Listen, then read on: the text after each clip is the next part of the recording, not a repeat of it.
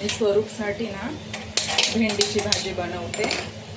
तो असलं तिखट काही खात नाही ना, तर मी भेंडी कट करून ठेवलेली असते. तर मग थोडीशी भेंडीची भाजी, त्याच्यात थोडा मसाला वगैरे, थोडाच एकदम किंचित मीठ वगैरे टाकायचं आणि असं चपाती बरोबर. त्याला खूप आवडते, त्याला स्पायसी काहीच आवडत नाही. थोडंसं ऑइल जास्त झालंय तर भेंडी बाजूला करून घेते, म्हणजे ऑइल नितरून जाईल. भेंडी झाली एकदम कुरकुरीत. आईसाठी अशी कुरकुरीत छान भेंडी तयार झाली आहे. मस्त त्याला यम्मी अशी कुरकुरीत भेंडी आवडते. आता पटकन त्याला एक चपाती बनवून घेते.